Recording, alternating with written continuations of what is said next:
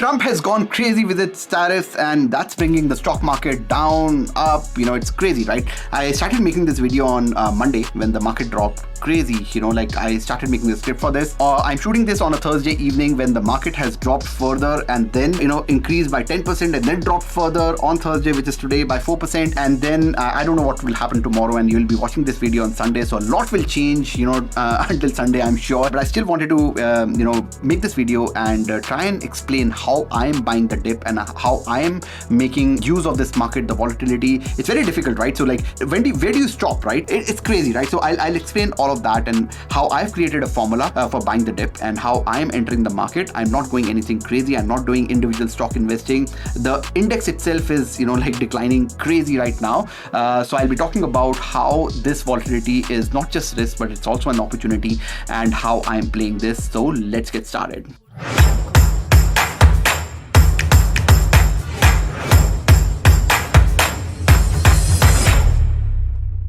Now, if you're watching this video out of FOMO, I would highly recommend that you actually quit this video and don't watch this, because this video is for long-term investors only. I would highly encourage you to, if you are implementing whatever I talk about or whatever strategy you want to implement, you do it for long-term, and because only then you will build long-term wealth. And if you only do it out of FOMO and only do it once, you'll actually be very demotivated because the market can actually decline from here. So let me talk about the video that I made earlier this year where I changed my strategy from 2024 to 2025. I'll talk about that, what I changed and now what I'm changing from there. But 2025 strategy was very simple with me. I was investing $5,000 per month. And if you want to watch that video, I'm actually linked that in the description. In fact, I will encourage you to watch that video first. If you do not understand all these, what these ETFs are, I actually explained that in greater detail.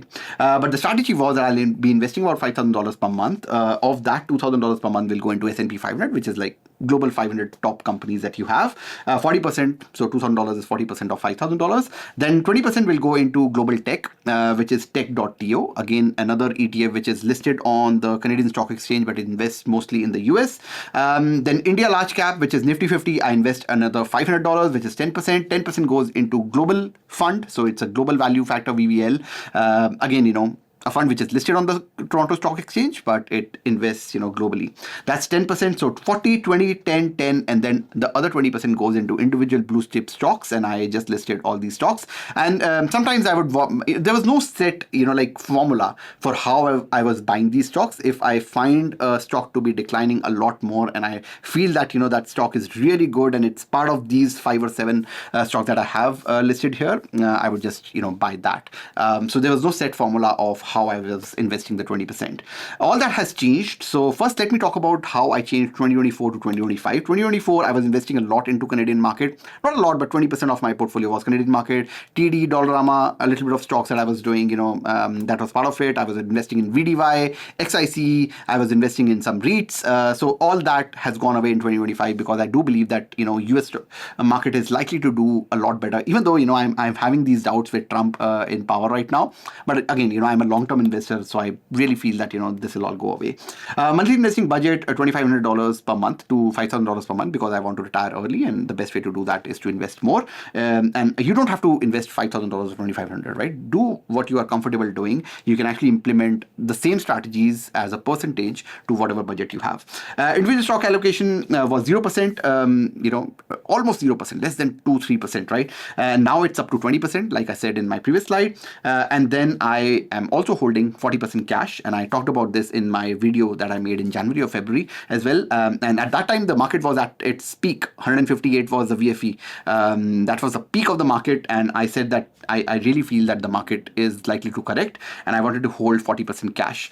40% cash, just from a mathematical standpoint, is $40,000. So $5,000 per month is times 12 is $60,000 that I will invest on a monthly basis, and then $40,000 was the cash position that I had. Now I'm changing a few things here.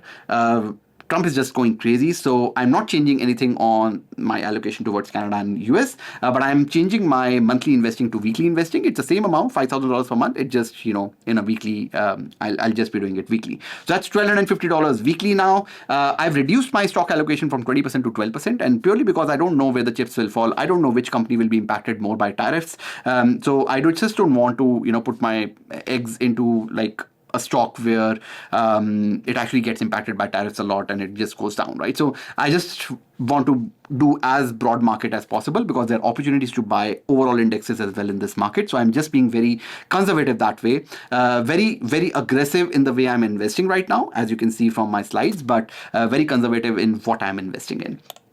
And then I am investing daily as well, and I'll talk about that strategy in a bit. And I'm buying the dip, and there's a strategy and a mathematical formula that I've applied to that as well. I'll talk about that in a bit.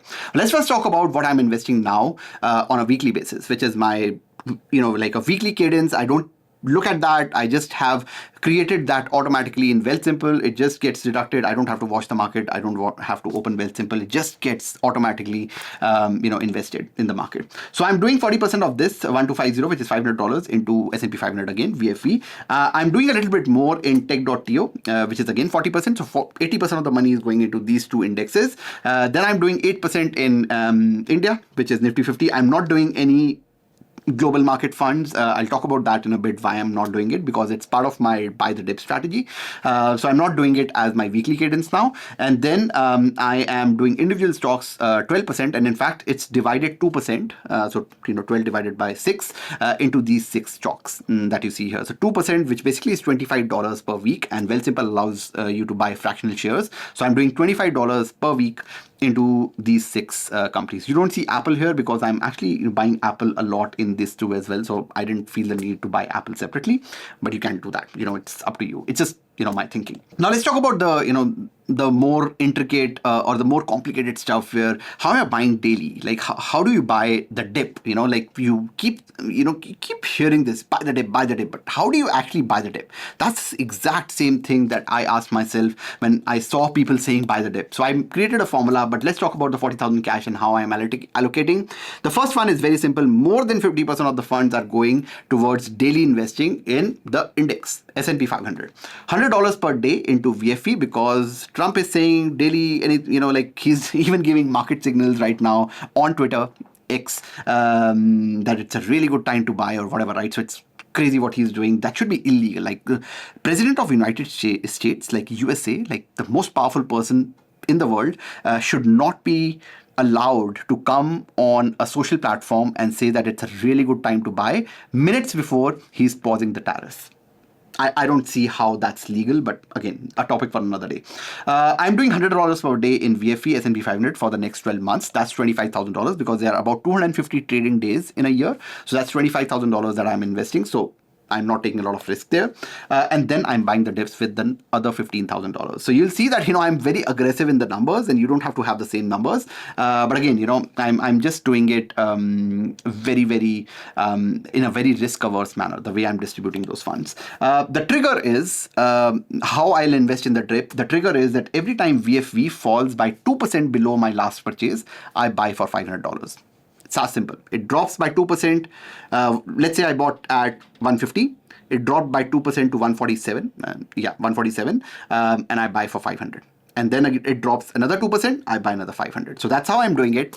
And I'll give you an example as well. Check if XEQT is like a global fund. And if XEQT has fallen by 4%, I buy for 250.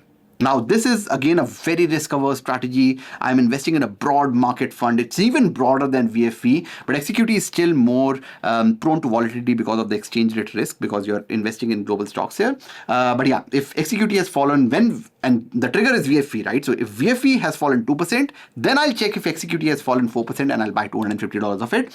And then I'll also check tech, which is the stock that I invest on a weekly basis as well. And if that has fallen by 4%, I buy $250 to $500 depending on how much it has dropped.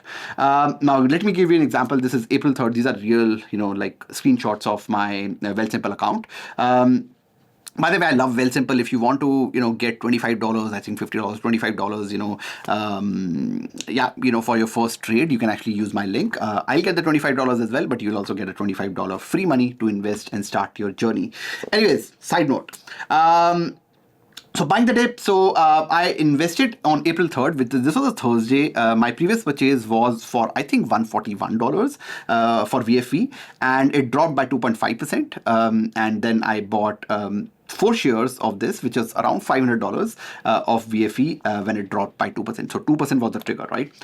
Then again on April 4th, it dropped by 3.9%. So the next day it dropped by 3.9% to 131, and I bought 4 more shares. So then I bought for $524, and then it dropped again by 6% on Monday. So it was Friday, Saturday, Sunday was a holiday, and like Monday was crazy. The market dropped, like it dropped to in fact 121 and recovered to 128. But again, I bought one minute after the market opened, and I could buy it at 6% discount. So I call it a discount because it is a discount. But yeah, I just bought 4 more shares. So every time the market dropped by 2% on consecutive days, I just bought more and more. So that's almost $1,500 spent on 3 days out of the $15,000 budget that I have.